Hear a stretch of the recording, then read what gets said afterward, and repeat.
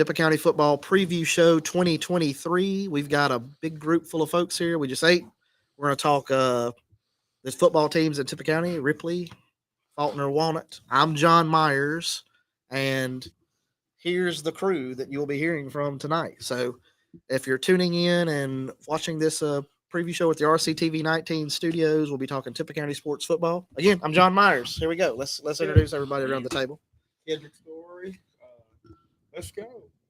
It's that time again. Everybody should know Ked, the sports guy himself. And he's here sporting his Ripley Tiger hat. Yeah, so we got Ripley. We're gonna talk Ripley first. We're gonna talk Ripley first. And I'm probably what we should have had is you got a hat switch ready to go. Okay.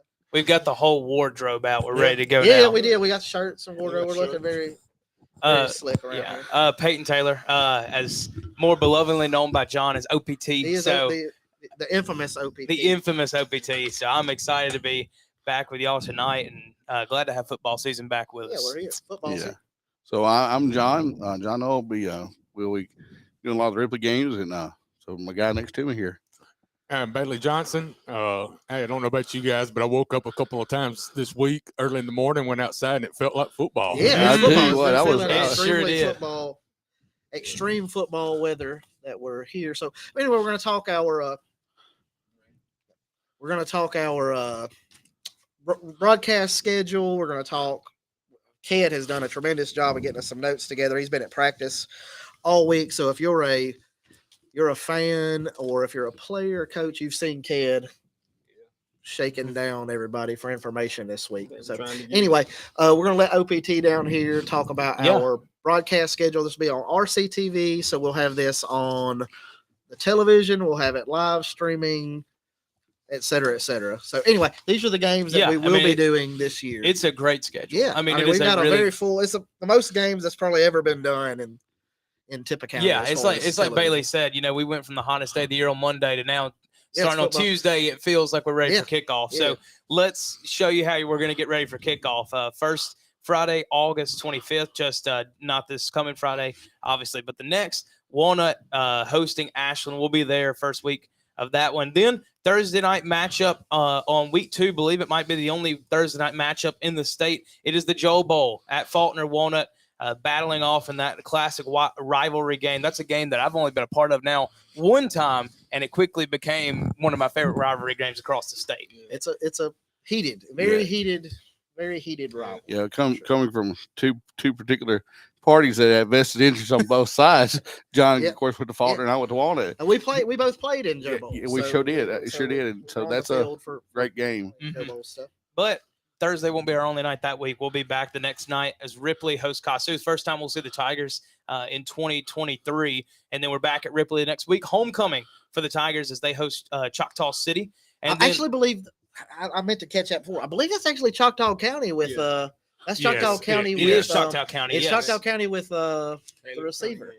Caleb Cunningham is tremendous. So if you've not seen Caleb Cunningham, that's going to be a must-watch game besides homecoming. Yeah, he's tremendous. Top receiver in the state. And then September 15th, that next Friday, the first time we're going to try to pull it off. We've got 3 games on the docket that weekend on what should be an excellent Friday night across Tippah County for football. Faulkner hosting Vardaman, Ripley with Booneville, and Walnut with Beaumont. So triple-decker weekend for Tippah County football on that weekend. Then we move on, September 22nd, Walnut at Myrtle, going over to my stomping Union County. And then September 29th, Walnut and Baldwin, but we'll also have Ripley hosting Shannon that Friday as well. As we then move into October, on the 5th, that's the Thursday night as well, Faulkner hosting Thrasher, and then the next night, Ripley at Tisch County on October 6th. The 13th, a doubleheader on RCTV 19, Ripley hosting IAHS, Itawamba Ag, and Faulkner hosting Byers. And then October 20th, final Friday of the regular season, Ripley and Amory. Of course, that game at Tupelo because of Amory still working on their football field, getting ready to have it back in 2024. But then finally, last regular season game, that's a Thursday night matchup just before Halloween, October 26th, Ripley at New Albany for the Highway 15 rivalry game. Always a tremendous matchup. That game, and it's funny being in Union County, that was a game that I heard growing up because my dad, of course, played at New Albany, hearing stories about how heated that rivalry was. And then it died down. and then all of a did, sudden 1 year, just because of a student section, it pops back up, and Yeah. it's been there heated since. now. Yeah, I mean, Right. it it's is. very heated. And you compare that to like we were talking about Walnut Faulkner, and there's just nothing better than those rivalry seasons as we get into football. And of course, we talk about Ripley starting off. We'll start with Ripley. Starting off their season, man, they jump into the Lions' den with a team out of Charleston, man. And they moved that to Ken. When did they move that to? Now they moved that one to Thursday Yes, sir. night, so it's actually Thursday. That'll be the 24th. The Yes, 24th. Yeah, they moved it Thursday 24th because of the referee shortage. referee shortage, which we may see a lot of that. Yeah, I think we're definitely going to see a lot of that. That was something that we saw towards the end of last year. But like you said, jumping right out of the gate, road game at Charleston. And it's funny, I was talking to a coach today about that. A lot of teams, they like to load up with, just to be a little bit blunt, that cupcake week one, get the confidence rolling. But then we talked about it, and the coach said competition breeds success. And that's exactly what Ripley's staff seems like they want to do, Right. go on the road and play a tough game week one. Well, we have a jamboree tomorrow night with North Pontotoc. And kind of explain to us how that jamboree is going to work. So we're talking Ripley. Let's just go right. We're going to talk Ripley. Yeah. We're going to just jump into talking about Ripley. We got some Yeah. notes here, but I'm going to pull up some pictures we've taken over the last little bit. So here's some Ripley stuff that we've got going. It'll be playing for you. But anyway, you guys just continue talking about. Yeah, but they host North Pontoc tomorrow. 2 quarters, no kicking. So keep everybody safe. But they'll do 2 quarters. Everything else will be live. Just like a real game.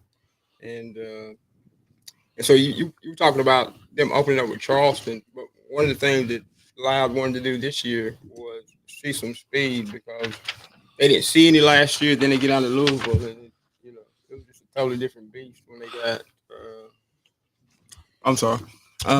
Ked's back here in his own world. Yeah. I had to direct him back to the Yeah, mic. man. But When they got to Louisville, so he wanted to get some speed in the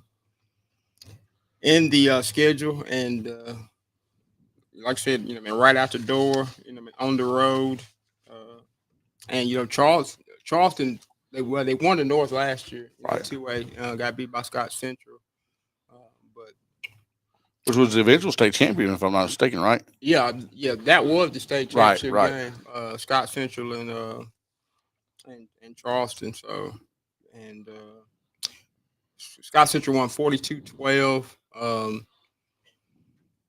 Defended, Charleston pretty good. So, but I mean, that'd be a great test opening up for Ripley. That's not your typical 2A team you're running into week one. And then, of course, we'll bring up the bug in the room, and that is the loss of Ty Long. Yeah. We talked a couple weeks ago when we were just doing our little get together. How does Ripley respond to that? Kedrick's seen him in practice, and Jack Reed is the name I'm hearing that will possibly step up and take that role. How does Jack respond? How does the team respond around Jack?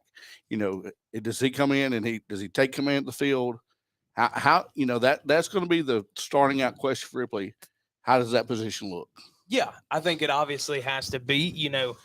There's the old adage, if this obviously doesn't apply here, but if you have 2 quarterbacks, you have none. And right now, Ripley, Jack Reed, I believe from what I've heard, he has all the potential in the world to be a great asset behind center for the Tigers this year. But teams, when they game plan, they're going to say, all right, until he proves it, we're going to assume they don't have a quarterback. So you're going to need Jack Reed to come in, and you're going to need what any signal caller you're going to want as a team. You're going to want a competitor. You're going to want somebody that it doesn't matter to them the circumstances that have put them in the situation, but from there on out, they're going to define the circumstances. That's what you want out of a quarterback. So if Jack Reed can do that, luckily from watching Ripley last year, if there is a situation, an offense for a backup quarterback to come into, there's no better system than Ripley, because they're going to want to pound the ball, use it to set up play action, easy throws. And so Jack Reed, if he can ease into that, and we know that staff at Ripley is going to do such a great job of trying to ease him in, then it's going to give Ripley an opportunity to be very successful early on in the season. And I think one thing about Ripley. So just looking at some notes that Ked again put together some great notes for us. They returned 4 of their top rushers. And they returned their top 4 wide receivers from a season ago. So it's not like he's coming into a bare bone. I mean, they've got plenty of skill around him. I mean, they're as loaded with returning starters as probably anybody. I mean, they got 21 seniors. They lost on defense. They lost two linebackers and a safety. Everything else is back. And that defensive line could really be salty. Oh man, you got the defensive line with Charlie Coons. Yeah, who's just a man to be reckoned with, and you know he's always seems to be in the backfield where the ball is. Don't forget John's favorite player from the Ripley roster is back, Charles Christmas. Yeah, Christmas. I'm sure, and from what I've understand, he's actually slimmed down some. Am I right, kid? I don't know if he slimmed down, but he got speed. Matter of fact, we got a picture of him. We got a picture of him circling through here. He's like man kneeling down. He's got like a refrigerator. I mean, I call him a big space eater. Yeah. I mean, he takes up. He takes up a lot of the line, and so man, that lets people go free. But and outside of him, there may be a little undersized, and on their defensive line.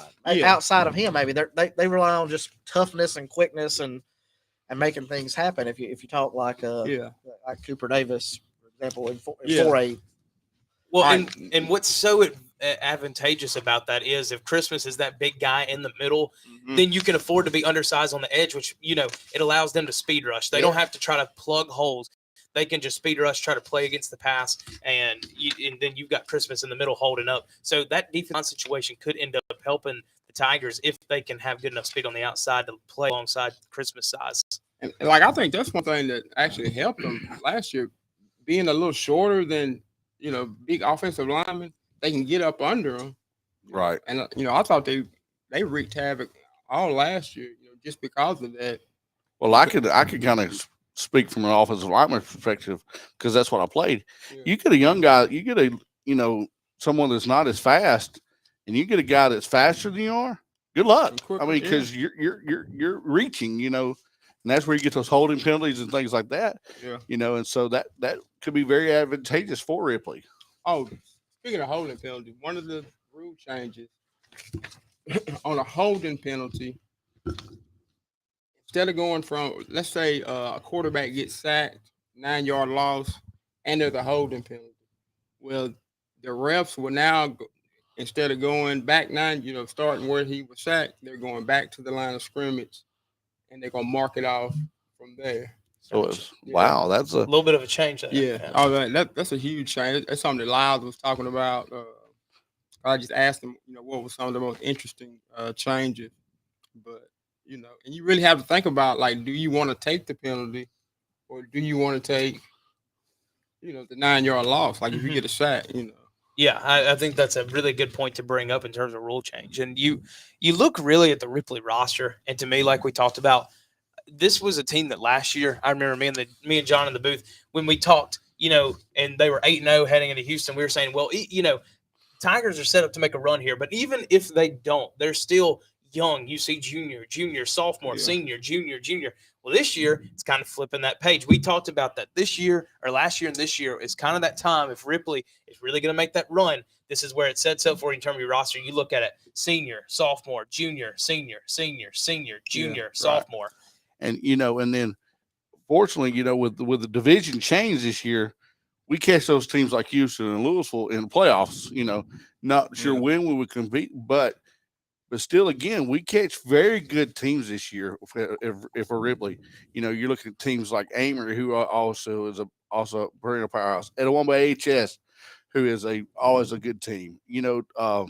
Amory and all right, in the max preps top 25. Etowamba is number 25, and also in there, Etowamba, Amory, they're all in the top 15. Louisville's in there, like, 4A, and then Louisville ranked, 11th.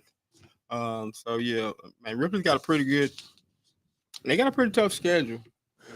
Well, like Peyton had mentioned, with Ty Long, it's hard to replace 2,500 yards. Yeah.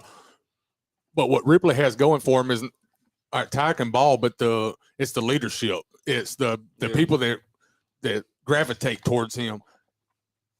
We got a lot of seniors on that team that's bringing that experience back. A lot of times you look at that quarterback as that leader. There's, like you said, senior. There's a lot of guys that you can rally around that has the experience that maybe losing ties is not that big of a deal when it comes to the leadership. That's a very somewhere. That's a very good point, Bailey, because you look at it, and when an injury like that happens, I've heard it all my life from different coaches. You're going to hear one of two. You're going to say, this team's either going to say, all right, well, man, we had a good shot, but it just didn't work, or we say, all right, that sucks. Next man up. Let's go. Let's run it. And I think Ripley, and you can tell the intensity, the competitive spirit around that program, it's next man up. That's what that staff expects out of them. Right. And that's what I think the Ripley Tigers expect out of themselves. Well, I go back to like my senior year, we had great potential, but we had like 12 seniors, and all of us were hurt at one point in time, and so,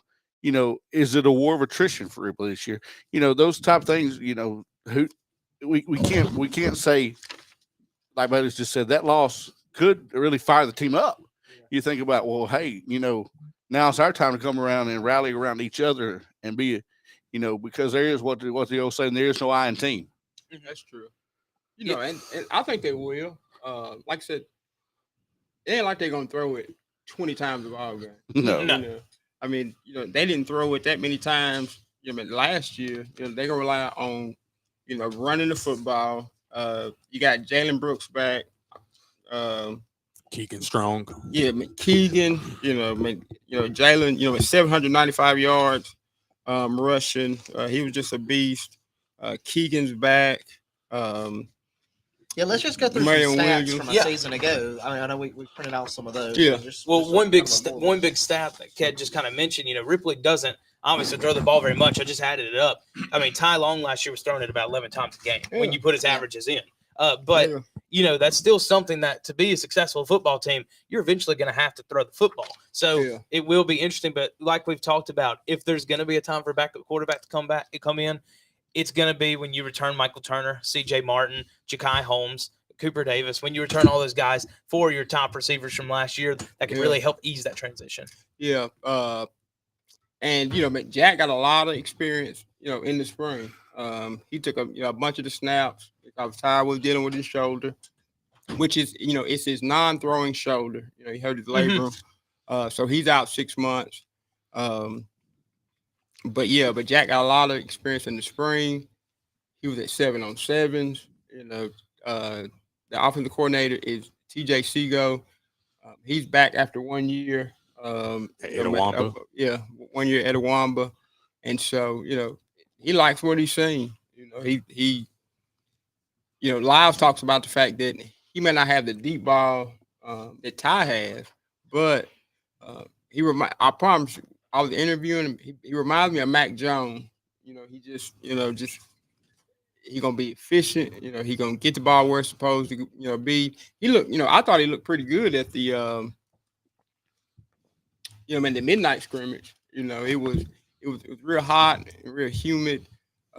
He put one right on tight end Evan Goolsby, who he dropped it, but I mean, it was like a rainforest out there, and it's the first practice. But Seago's confident, Lyles is confident, and one thing that Lyles said, he, when people would ask him,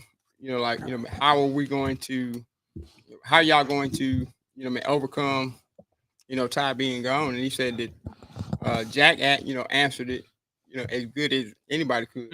He was like, man, that's what I've been preparing for. Well, and like you said, Jack may not have the arm that Ty Long has, but let's not, kind of like you said, let's not pretend Ripley threw the ball a bunch. Let's also not pretend that Ripley was chunking it 40 yards down the field every time they threw the ball. A lot of screens, a lot of short passes. We like to, and I'll say this, when people watch football, they analyze quarterbacks. A lot of times that's the number one thing they want to say, well, he doesn't have that big arm. Reason why. I mean, a big arm's nice, but it just, I guess to put it this way, it's sexy. That's the way it is. Everybody sees the big arms like, oh, big arm. But a lot of the time, those big arms, they're 45% passer. So if Jack can come in, and even if he's not throwing the ball 40 yards down the field. If he's completing 65% of his passes, I think they're going to be all Yes, right. if he comes in, Efficiency. that's what I thought. Completes 65% roughly of his passes, they're going to be just fine because they got some play, man. They got some speed, some big time speed. Yeah. They got some speed, and like and Jalen Brooks, he looked like he was ready. Like when I went out there to watch the practice, he looked like he was in midseason form. Already. I mean, runs like a stallion. They're teaching him, to get down low behind his pads. He was running kind of high, like getting through the line. And that makes a big difference. Oh, he's gonna get his head knocked out. But man, now they got him, getting down behind his pads. You got Keegan Strong, who's just, athletic, change of pace. Demarion Williams, which Demarion actually had 5. He had just as many touchdowns as Jalen did, but they used him, up around the line. He was about, 200 pounds. So whenever they got down, oh yeah. And then you were talking about even Anthony Bell getting some carries even in practice. Yeah, but they trying him at a little fullback because actually him, Anthony and Demarion, they're sort of competing to see who's going to emerge.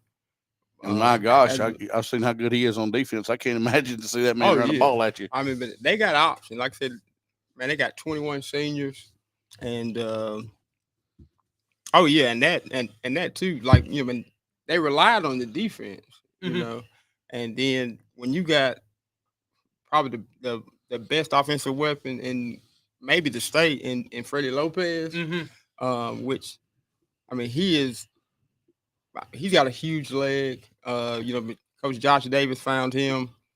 Him and Cooper were good friends. Sophomore, he was playing soccer. Coach Davis talked him into coming out for football, and I mean he's getting SEC looks. Yeah, and I thought, man, this was the quote. This may be the quote of the year. Lyle said, direct quote. Not only can he kick on Sundays I mean not Sundays, but kick on Saturdays in the SEC, but he can kick on Sundays in the NFL. That's how strong his leg is. At the midnight practice, he barely missed. He just missed a 57-yarder, and they practice special teams before they go to the practice field. So they were practicing extra points going toward the field house.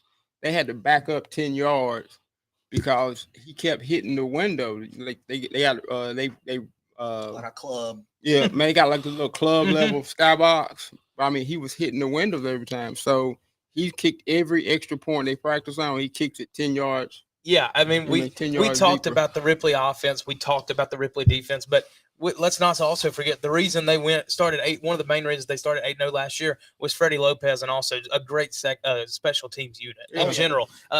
You look at it on one hand, the kicking, obviously, but then you look at it. Ripley was very good last year in punt and kick return defense, but then also kick returning. CJ Martin had 2 touchdowns last year returning kickoffs. Michael Turner, Jalen Brooks, they're also threats there. Ripley's got 3 speedsters they can rely on. If they touch the ball on kickoff, there's a chance it's going to the house. Yeah, I mean, they had 36 takeaways last year. 111 points off those turnovers, and like you talk about with the defense, tackle for loss, sacks, fumble recoveries. I mean, man, they did it all. And if you can repeat that, then you're not looking at your starting quarterback being a huge loss. Not me. I mean, I don't think there's much pressure at all on Jack Reed. Just Coach Seago was saying, protect the football. Don't turn it over. Hit the passes that you can. And they're gonna let the back. So you got like I said, you got Keegan Strong, you got Aiden Wilson, you got Demarion Williams, you got Jalen Brooks. They put CJ Martin back there. They're gonna run the eye. They're gonna run the wishbone. Game manager isn't as sexy, as the big arm, but the game manager often wins you football games when you got a good defense and you got a good line of scrimmage. Or when the game is on the line and at the last minute where you have that you got to make a good pass or make the right call.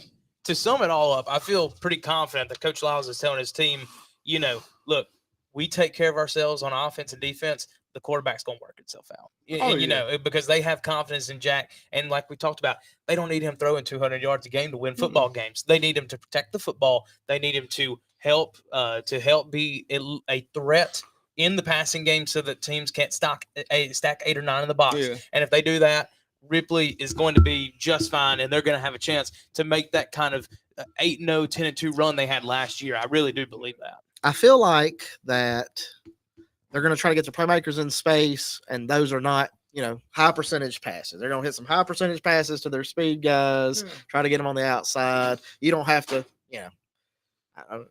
I feel like lots of people could get out there and get it. The throws they're going to make. They're not making 35-yard deep outs or anything. I mean, we're talking.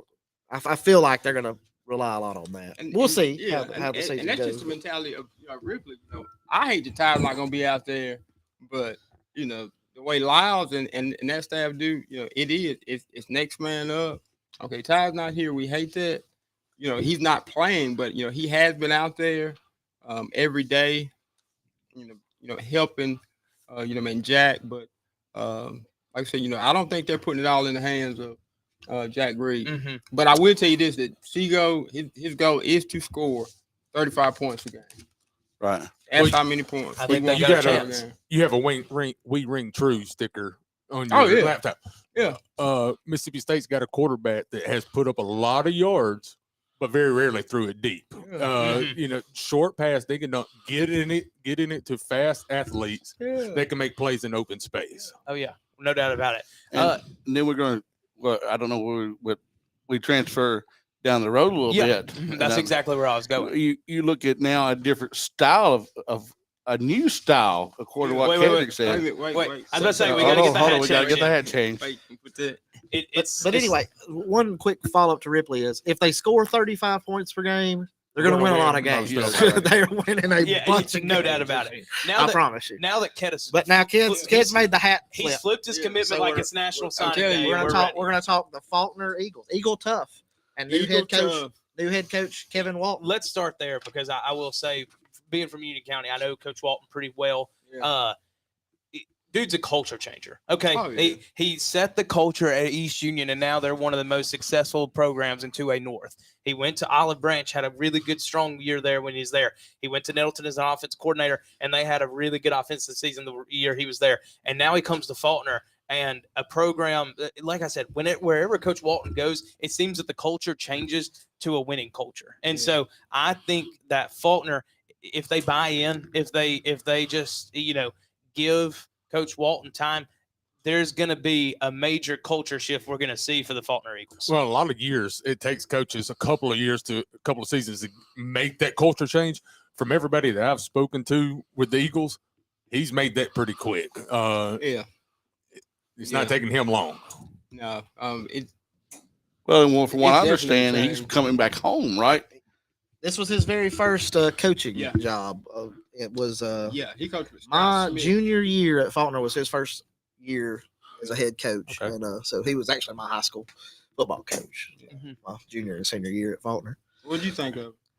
Fiery. He I'll tell this story.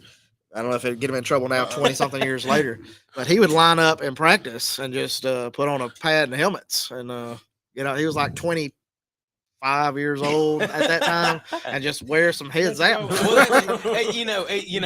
from Moorville, which like Moorville's a very sports centric Right. school. And so he'd show up and be like, blah, blah, Well, you hear that stuff now, and when you hear the stuff now, everybody's like, what in the world they do? Players love that stuff. Oh. I mean, players love that stuff, and that's what I've heard. Everything I've heard from Coach Walton, being around him too, talking to him, you can tell he's a player's coach. He's grown a whole lot, obviously, since then. He was 25 years, whatever he was, That his first gig. 24 years ago? It was so 2000, yeah. Well, and then and then you talk about that culture.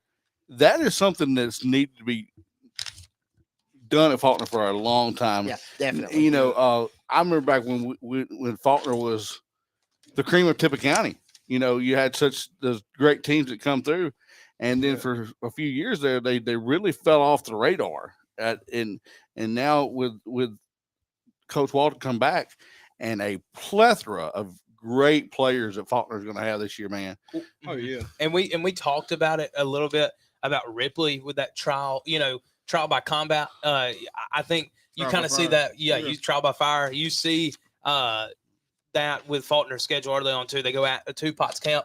Potts Camp was a solid team in 2A last year. We saw them Walnut face off on the line for playoff spot late in the season. Then they have the aforementioned Walnut and the Joe Ball, like we talked about. We'll be there. Always a great game, always a heated rivalry game. Then they go to Alcorn Central, a 3A squad.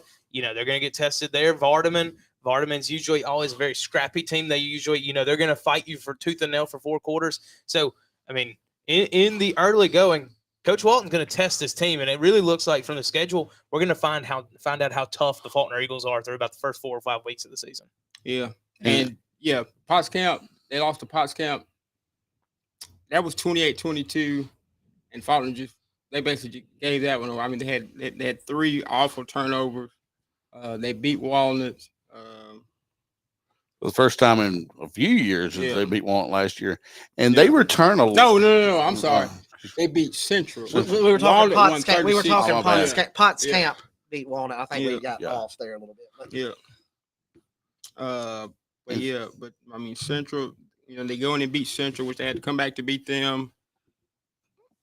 Vardaman, then what was it, Rothfield Christian Academy? Mm-hmm. Strayhorn, then Thrasher, Byers, Myrtle, and Ashland.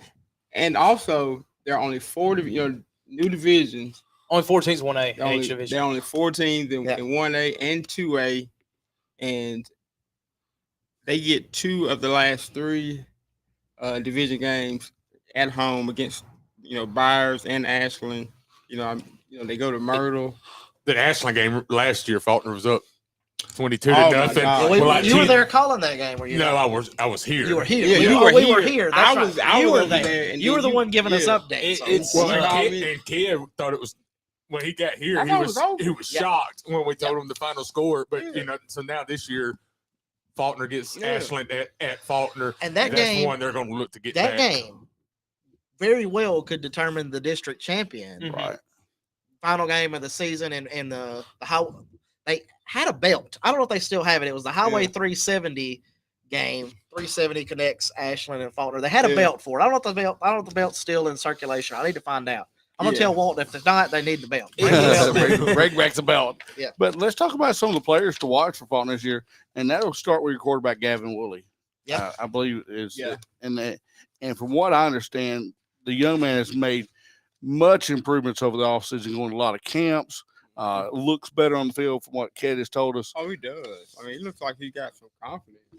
I mean, like I said, man, when I went out there to practice, I could tell it was different. I mean, they were uniformed, same hats, same shells, same bottoms. Everybody's more active. I saw linemen making moves I never seen before.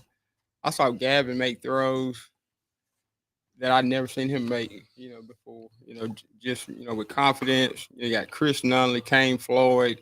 Those were some of the impact players. We got some of their pictures showing, but Kane Floyd, he's like a Swiss Army knife. You can play him at fullback. Kind of reminds you of Taysom Hill. You can play him at fullback, tight end. He could probably put him down at an offensive lineman if he needed to. He could also play quarterback. Like I said, you got Gavin. They got a kid that came in from Walnut. Satirius Bogan. That's his last name. In which he can Chadarius Bogan. Have him split out. He can play tight end. That's him.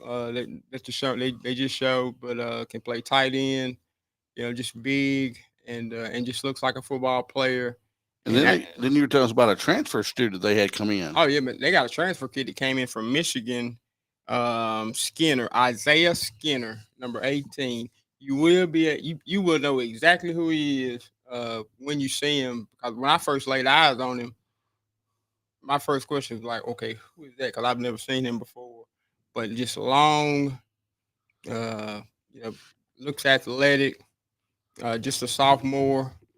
But I like I like the culture change. They want to go up tempo. They want to keep the ball moving. Just like with anything, they want to get the ball in space, and let the playmakers make the plays.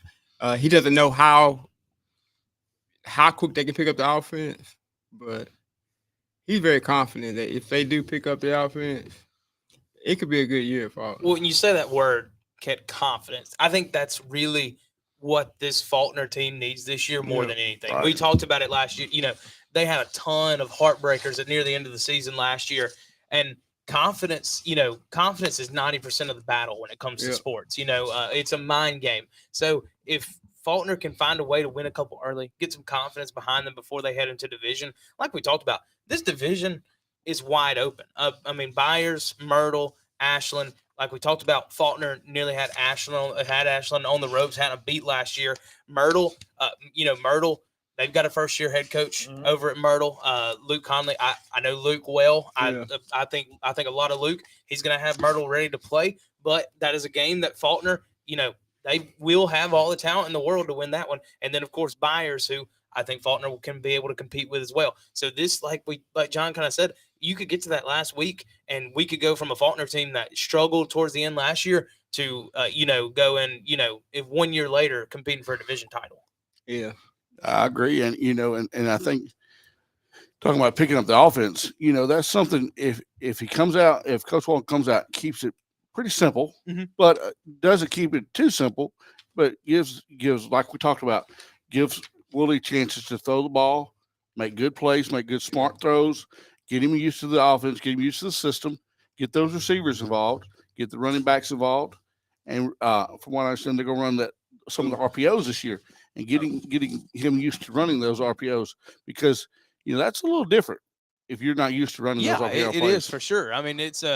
It's a system that, if you watch, just to take it to college, you watch Ole Miss football, they run a ton of RPO. There's a little bit of a learning curve behind it, but if you can get to it, it changes the way your offense runs. And that's something you don't see. You've still seen a few high schools around here not adapt to the RPO. So if Faulkner can really get ahead of that curve, you could see some special things out of that Faulkner offense this year. And I know Coach Walton spoke very highly of Miles Mitchell over the summer as far as a playmaker. And I saw a couple of videos they posted from some 7-on-7s. I saw Miles make some really nice catches.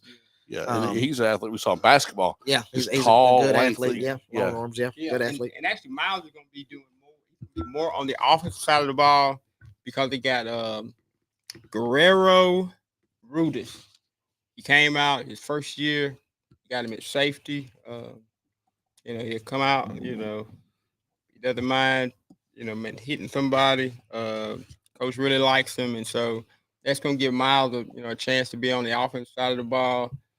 Also, you got JoJo Swinford, who always played good the last couple of years, and he's a lot stronger than what people think. He's a powerlifting champion. A lot of people look at him and think he's small and not strong until you try to tackle him. He's got balance, and so I really like. I've been saying this. I do not like being a prisoner of the moment, but the difference that I saw in Faulkner between the last time I saw Faulkner on the football field and when I saw him with 11 seniors, with 3 juniors, and it ain't like they haven't been playing. They've been playing for the last 2-3 years. But like talking about competing for a division championship next year, I can see 8 wins, this year. I can see. I do not want to go there, but I could see them. I can see them running the table. I can see them running the table. You heard it here. Well, they have a chance to run the table. I don't want to go there. Proceeds to go there. Yeah, he didn't want to go there, but he just then he jumped off the cliff just all the way. Well, Faulkner's won 5 games in the last 3 years. Pretty safe to say that they over those numbers. 5 wins. Definitely over those numbers. And then that's just last year, just the games that they just left on the table. With Potts Camp, Ashland. One thing I think that's interesting to watch about this division, to kind of talk about the division as a whole, while we're talking about division standings and stuff like that. Like we talked about, there's only 4 teams in the division, so mean, if you want to get technical, Faulkner's clinched the playoff berth at this point. oh, But yeah. but you wonder almost if there's a little bit of a looseness that brings to a team because there's obviously what you always one of your goals every season. I think let's make the postseason. All right, we ain't got to worry about that. So let's go out, play these 10 games like it's our last, and let's see where we end up at the end of the year. As someone who played for Coach Walton and has watched a bunch of his teams and bunch of at East Union, et cetera, covered those. Yeah. I guarantee that he will play kids that will go out there and hit the other player in the mouth. And if you're not going to get out there and hit the opponent directly in the mouth, you will just not play. Mhm. Like, Right. he's going to tell you got to get out there and no matter what, everything aside, especially in 1A football, but doing that, having a team that is not scared to go out there and just hit the Lay opponent the leather. is definitely a bonus. So, Well, and so that's, I can what he almost said say that today, Walton yeah. will have that. He said they got a couple of kids banged up because he's trying to teach them how to be physical. And you talk about being loose or being knowing that you got a playoff position. I mean, Walton's like, we coming out of every game like well, and we that's competing for it. and you got to have that mentality across the board. Go out there, the best you can do. Old saying is, balls to walls, go hard every play. Not afraid to play with that attitude of that gumming. I don't care how big you are across the line from me. I'm gonna get your, I'm gonna take you out. So if you'll look at Ked's hat, it's Eagle Tough. So Eagle that's kind Tough. of what he's been. That's his motto. Walton's brought with him. Well, and we can segue from that into our final thing. I don't think we have a hat change this time. No hat change. We need new walnut hats. Yeah. Coach Meeks. Watch it. But we are Walnut moving Yeah. on to the Walnut John Meeks, Wildcats. Timmy Moore. Holla at me. But Walnut's, that's a team me and John saw plenty of times last year, and it felt like Walnut last year was a decent team on the cusp of being a great team. You're right. You're right. And just a few mistakes here and there, when they seem, games could have went either way that, and looking at a complete different division for them again this year, Mhm. they've had, they drop out, They dropped Baldwin, drop which is ball, big. which is big. Yeah. That's kind of always been the hump for Walnut, even when they were, winning 9 or 10 ball games. Seemed like Baldwin was that hump. And and they return a good bit of players too this year. They do. And one thing before we get into the players and stuff, I was looking through the stats for Walnut and like to talk about mistakes. That was a real thing. You look, and the biggest thing that jumped off the page before I looked at, they're returning this many passing yards, this many touchdowns. Kamara Grade's coming back. That's great. -10 in turnover differential that year. Last year. You talk about mistakes, and that is the one thing I'm sure Coach Meeks is preaching to his team every single day in practice. We've got to protect the football because that's something that was probably their biggest struggle last year was protecting the football. Right. Yeah. And injuries too. Injuries, yes, they did get. They got injured very, very bad. Yeah. I will say that. Yeah, and lost some key position players to those Look, injuries. Gray was out for a while. Clifton out. Clifton out was out for a while. Jack Leak. Jack, Yeah, yeah. Who was losing Jack at the end, I thought. really hurt the Wildcats. But now that Yeah. we've mentioned all the bad stuff Yeah. out of the way, let's talk Yeah. about the good. And the good Yeah. is that, like we said, Walnut returns a ton of production, made pretty much all their offensive production from last year. Right, with Camarion Gray, Drew Jackson, Adrian Palmer. I'm trying to think of some other names. The name you hadn't said yet is the biggest name for them to me for this season is Zyler Clifton. yes, Zyler Clifton, I think if you'll remember, we saw him several Yes. times last year as a man out there running. Yeah. the Grady ball. Gardner Big called one game with me. It was a Walnut game. He called him Country Strong. That's yeah, what he's that was his country nickname strong. for He's him. just a country strong guy that's going to go out. And he was told I was told he was the fastest player on the team. Now I don't know that to be the gospel, but that's what I was told. I've seen him a couple of times. There was 1 or 2 times last year he got out in open field, and it shocked me. You're For like, a big "Who?" boy, he can. You're he like can Country move. Strong Yeah, can yeah, move. I yeah. mean, let's Yeah. I don't know if he could beat Adrian Palmer right now. it'd be awful close. I think again. Yeah, I think it would. Yeah, but Yeah, and that was like a pleasant surprise. I thought he was a senior, and so I go out to practice, and I'm looking. I'm like, that guy looks like Zyler Clifton. But Zyler graduated, and turned around, and it's like, it is Zyler. Let's go. So but they returned that number 1 running back in Camarion Gray, who Mhm. is a load in the backfield. Runs about I think was this last year at 6'1". If I Yeah, I mean, he was around that. He ran. I mean, Camarion Gray was huge last year. I mean, we're talking. He ran for about close to 1,000 yards. He averaged 5 yards a carry. Ran for 12 touchdowns. Accounted for 16. Had 4 receiving. So Camarion Gray is the biggest returner on offense in terms of production, and that's who. I mean, I called it a lot of times last year. I said Camarion Gray, in my opinion, was probably the best sophomore running back in the state. I mean, he was only a junior now. I mean, that's what's crazy. So you're really probably going to see him hit a stride this year. I would expect that we haven't seen him hit. Well, and then you talk about with Clifton, how do they swap those guys out? Do they? I know it's big on the I formation and things like that, and running the power game. Yeah, he got the power game then, but you got Austin Watson, number 8, that's going to be asked to play. You got Trent Braddock. He big on Trent Braddock. And then Drew Jackson, a third year starter at quarterback. I mean, I guess some pieces are in place to really, and like you said, kind of maybe on the cusp last year we saw him a couple of times, and then you got a third-year starter out there. You got some powerful running backs. You got some size too, some length, some size. Yeah, we talked about Spite. Yeah, man, we were talking about him. And man, 6'2", 340. Yeah, I really want to ask, and Ked, you've been at all the practices and stuff, obviously. One thing that you'll probably remember with me, John, and the game that really popped it off to me last year was when we saw East Union play Walnut. Obviously, that one didn't go Walnut's way. Right. But that was a game where they struggled offensively. But then in the second half, we saw them. If you remember, they went 5 wide, and they incorporated a little bit of motion, and it seemed to open up that offense. We know Coach Meeks is still going to want to run the power game, which you need to, and especially if you establish dominance in the run game, it helps you in every other facet of offense. But, Ken, have you seen them mixing any more of that motion offense in, talking to Coach Meeks, what they might plan to do with that? Well, man, with Meeks, with him being he's actually going more over to the in defense. Actually, Corey Bennett's going to be running the offense. This is his 12th year. Plus, you got Timmy Moore out there. He's going to be on the sidelines. He's back this year. But, they've been mixing it up, like I said, with Will Banks, with Gray,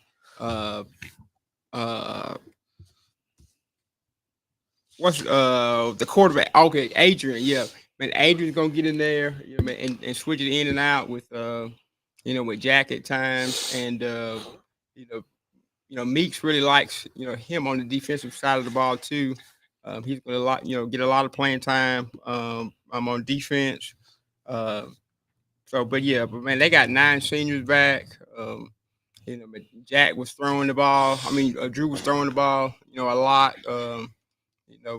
When I saw him. So, but I like Walnut. I think they can make the play out well. That's another one. 2A, only 4 teams. So they're definitely in the playoffs. And I think, and Meeks talked about it. It's just about getting better. Every week. So you can get that home game. Because that's the big thing now about getting, the number 1 seed, so you can, get that home game, so you can, get yourself in position, to make a deep playoff run. Well, and you look at Walnut's schedule in those playoff games. You don't know much about this division as you used to know. Hamilton used normally a pretty good football team. Strayhorn, they're hit and miss. Yeah.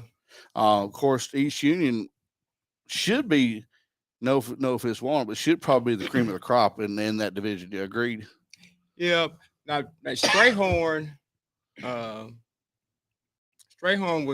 were ranked in the top 20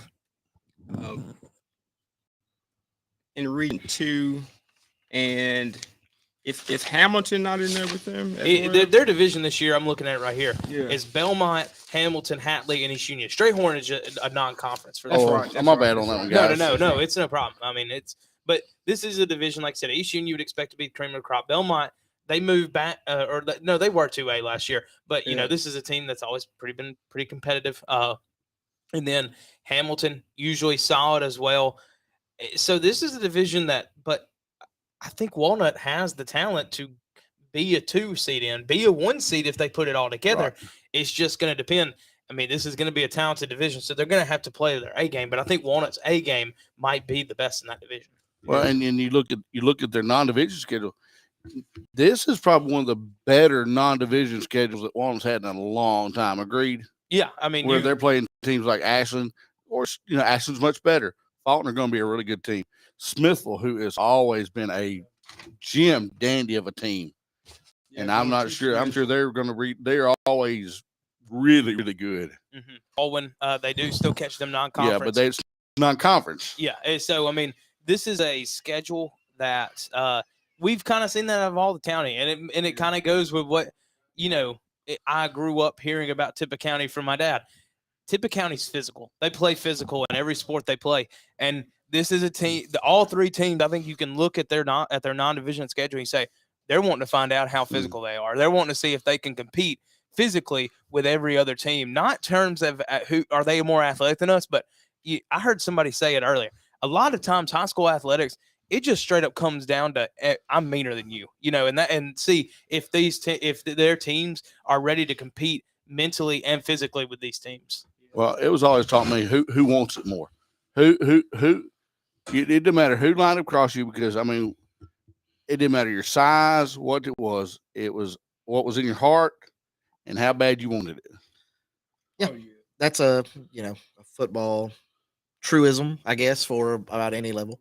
I will say, so just to get back to actual on the field play there for Walnut, we talked about their big backs, and in 2A football, most 2A schools and 1A, 2A schools are playing a lot of kids both ways. So their 2 backs, which are Zyler, Clifton, Comerion, and Gray, are also their defensive ends coming off the edge for them. And then an edge rusher for them who put in a ton of work in the weight room, I know, this summer, and I've seen play on and off. Tyler Rowell will be kind of an edge rusher. Maybe we'll come off the edge from a linebacker kind of pushing, but more of an edge rusher for them. But like I said, Clifton and Comerion Gray as defensive ends. So running backs, defensive end. If your 2 defensive ends are also your running backs, typically those are some big tough guys. I mean, and that's what they're gonna. It shows kind of what your running backs are. If they're playing DN, they're physical. I mean, they are strong. They're physical, but they got a little bit of quickness to them, which is the prototypical running back, what you would want. And so it's also that's going to be something to watch too. We talked about how we rotate those guys in. Those are Ironmans, all right. That's something that we're seeing die out a little bit in high school athletics. But there's still those few Ironmans that you'll see on each squad that are playing both sides of the ball. So that's the benefit of having Clifton and Gray. It doesn't have to be, oh man, how do we get this guy the touches he wants and the touches he wants and the touches he needs? It's all right. Well, perfect. They're both going to play defense. One of them's going to come off a possession gas because they ran it to their side 3 times. So let's run, they ran it to the Gray side 3 times. All right, let's let Clifton have this series. And, and we can sub in Gray if we need. So that can be a benefit that Walnut can work out where you can have both those guys playing strongly defensive end, but because both of them are so good running the football, you have that ability to rotate them out and not feel like you see a decline in performance. And we'll see them on RCTV week 19, week 1. Right. Walnut's our opening game of the season, so we'll see them next Friday night. And then I tell you what, I'm really looking forward to being and to seeing my old ball coach back on the sideline. Old Coach Timmy Moore back on the sideline for the Wildcats. He comes out of retirement. Coach Moore's actually the winningest. I believe he's the winningest high school football coach in Tippah County history. But being more of an assistant role this year as instead of a lead role. But that'll be neat to see him back on the sidelines. So we're excited about that, and just excited to get football underway, guys. I don't know about you, but I'm ready to hear some pads popping. Yep. That was something funny about they're talking about Timmy Moore, but I was out asking Coach Meeks about it, and it was odd because they had a moment where somebody needed to go to the store and get something, and so years earlier, if Meeks, if Moore's the head coach, like Meeks the assistant, you're going to get it. But this time around, Meeks sent Moore, to the store, and he just talked about how it just, all come around. Yeah. So I got something that's just popped in my head, So I'm kind of putting all y'all on the spot as we're kind of getting close to winding it down. We talked to all of our teams. What's one bold prediction each of y'all have got about Tippah County? I mean, it can be any of the three teams, it can be all three, but what's one bold prediction? We'll start here. And we'll work go down ahead. this Go way. ahead. I got a bold one. Reed throws for more yards this year than Ty Long threw for You last stole year. mine, John. You stole mine. Damn, Dang. like All right, mine. let me look Now over. you got to and look figure at it out again. another But one. I think Reed really steps up. Has some weapons. Write it down. He's going to throw for more yards than Ty Long. And Ty Long, tremendous athlete. He was our Tippah County Sports Athlete of the Year last year. One of the all-time great. He's committed to Southern Miss to play baseball. In case you listening out there didn't know, just an all-time great Tippah County athlete. We hate that he's injured. Hate to see that, obviously. But I think Reed has the ability this year and the weapons to throw for more yards than they put up last year. That's my bold prediction. Kid, what you got? What you got, Kid? I think he kind of dropped one on us earlier. But That's a bold prediction. I would Ripley. I think. Well, hold on. Let's just say that Kid has already made his bold prediction that Faulkner could run the table. I just want Yeah, that I think out for that's- everyone. Listen, put it on the board. I'm telling you, I just want to get it out there. I kind of hate that I did it because you don't want to be first, you want to be right. I do believe that though. You know what I mean? I'm not just blowing smoke. Also, I think if Jalen Brooks, if Ripley plays well and wins, makes a run, Jalen Brooks can be the player of the year. oh wow, that's talented enough. Yeah, I mean, he is going to be a stud. If he grows to be anywhere near the height of his dad, Jimmy Brooks, he's going to be. And that's much of a man if you've never met Jimmy. Y'all can tell me if you don't think this is a bold prediction, but I think by everybody else standards is a bold prediction because of how difficult the division is with Shannon, IAHS, one of the top teams last year in 4A. Amory was a near state champion last year, and then New Albany's always tough. I mean, this may be hot smoke, but they didn't do it last year, so I'm going to say that I think Ripley wins their division, even with Jack Reed, having a backup quarterback. I think Ripley wins the division. I like that. I think that's kind of bold. I think if you ask anybody outside Tippah County, that definitely bold. is bold outside of Tippah County. But they were right there. I mean, in a tough division there, last year, they do not spot Houston a two-score lead early in the first quarter, and that's a game that Ripley they outplayed Houston last 3 quarters of the ball game.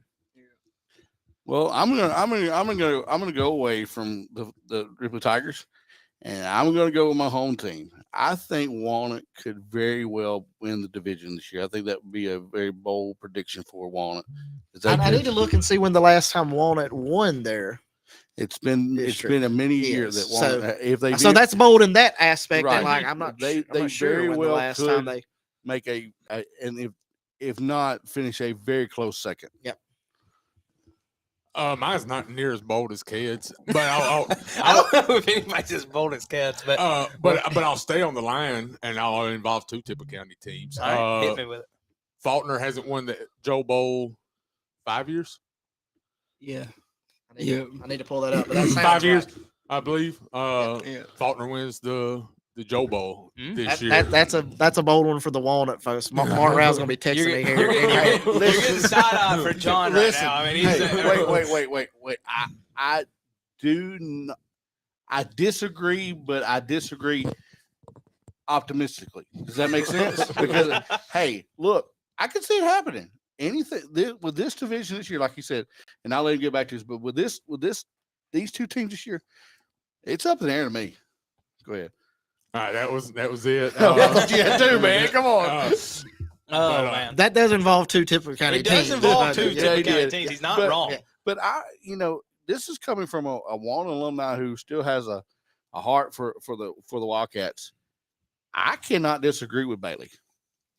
But I can, but I will, but He can. He will disagree. But I just that's so up in the air. Yeah. I can agree that it's a little bit more. But I will say for one thing that we'll kind of finish this up with the Joe Bowl. One thing about the Joe Bowl that has been true throughout history, the history of it is in the history of the Joe Bowl, Walnut has had 2 head coaches. They are both on the field for them this year and Timmy Moore and John Meeks are the only two coaches that have ever coached a Joe Bowl. Right. And this is like, I think, the 13th head coach that Faulkner's had. I believe that's right.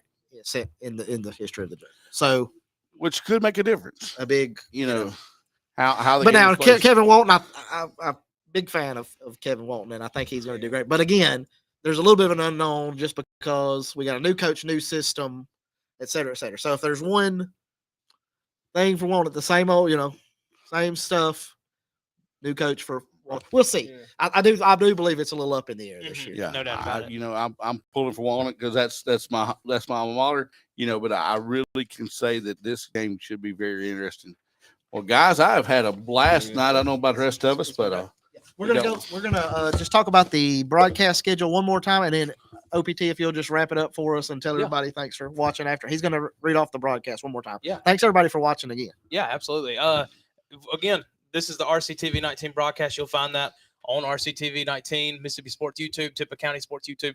Find it there. You'll find it plenty of places. Just follow along with us. We start off next Friday, Walnut hosting Ashland, and then first Thursday night matchup of the year, week 2, August 31st, Joe Bowl, Walnut at Faulkner.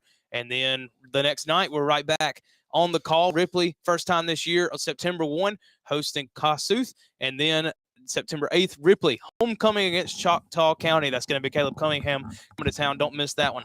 Then our triple-decker weekend on September 15th, Faulkner, Vardaman, Ripley, Boonville, Walnut, Belmont. 3 games on RCTV 19. Don't miss that. It's a ton of football for you. September 22nd, Walnut at Myrtle. The 29th, Walnut at Baldwin, Ripley, and Shannon in a doubleheader. October 5th, Thursday night, on the first Thursday of October, Faulkner hosting Thrasher, Ripley, and Tisch County. Ripley on the road on October 6th. 13th, our final doubleheader of the regular season, Ripley hosting IAHS and Faulkner hosting Byers. Final Friday of the regular season, October 20th, Ripley versus Amory. That one at Tupelo.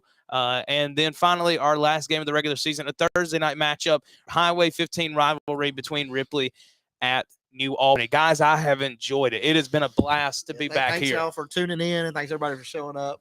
Really Yes, appreciate it's it. We'll been have plenty of football for you guys throughout this year. And Right. keep tuning in. But I will go ahead and wrap it up. Thank you guys so much. Follow along with RCTV 19 for more for all your Tippah County football this year and your Tippah County sports in general. For John Myers, for Ked, for John Knoll, and for Bailey, I'm Peyton saying so long, good night, and we hope to see you this football season.